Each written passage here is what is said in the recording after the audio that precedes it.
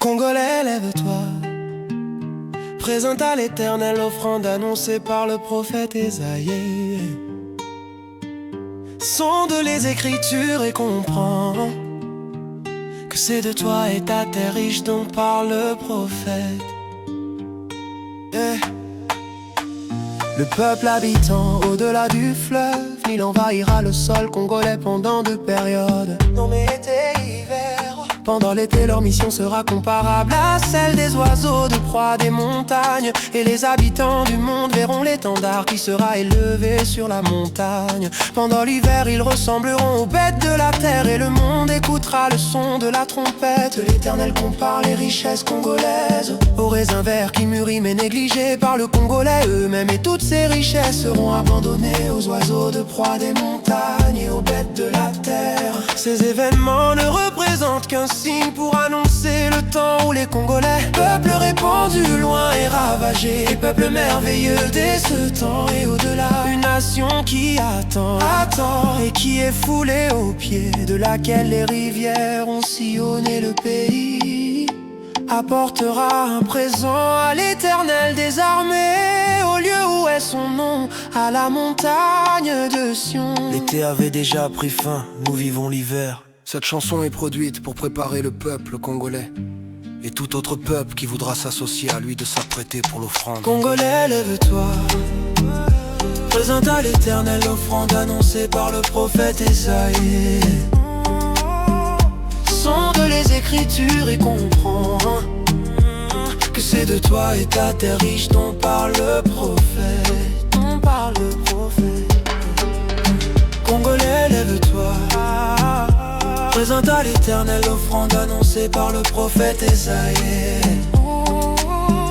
Sonde les Écritures et comprends que c'est de toi et ta terre riche dont parle le prophète. Oui, la richesse de ce pays a attiré la convoitise. Depuis longtemps, tous savent le mobile qui avait réuni les nations en 1885 pendant la conférence de Berlin. Les frontières de cette nation furent déterminées non par un homme ou par une nation ou un royaume colonisateur, mais par l'ensemble de grades puissance de l'époque. La Grande-Bretagne, l'Allemagne, les USA, la France, le Portugal et autres. Alors qu'à l'époque, ces grandes puissances, poussées par le goût du commerce en Afrique, étaient attirées par ce grand fleuve plein d'affluents qui sillonnent une grande nation. Oui, le Congo, c'est un pays pas comme les autres, redoutable depuis qu'il existe. Et au-delà de toutes ces choses merveilleuses, un destin prophétique fut annoncé depuis le temps ancien par le prophète Ésaïe. Le peuple qui habite ce pays apporteront une offrande à l'Éternel des armées, et ça a été prédit que cela se réalisera au temps où le peuple qui habite au-delà du fleuve Nil, c'est-à-dire les Nilotiques du Rwanda, Burundi et Ouganda, envahiront le Congo pour piller et ravager ces richesses négligées par les Congolais. Congolais, lève-toi, présente à l'Éternel l'offrande annoncée par le prophète Ésaïe. Sonde les Écritures et comprends que c'est de toi et ta terre riche dont parle le prophète.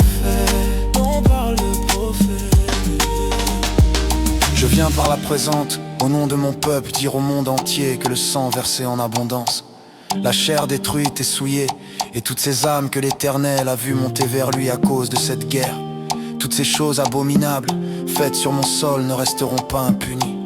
Nous nous attendons pas à la justice humaine, car elle ne saura pas penser et réparer les préjudices causés en pardonnant nos envahisseurs et en déclarant que nous les aimons. Face tournée vers l'Éternel, et nous citons avec force le premier mot de cette prophétie qui est le même que le sort de Judas Iscariote, tel que le Christ lui avait dit, je cite: le Fils de l'homme s'en va selon ce qui est écrit de lui.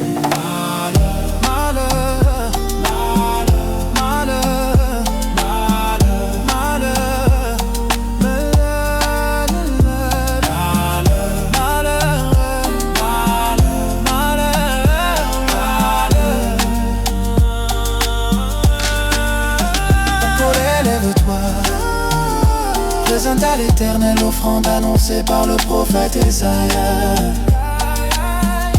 Sonde les Écritures et comprends que c'est de toi et ta terre riche dont parle le prophète.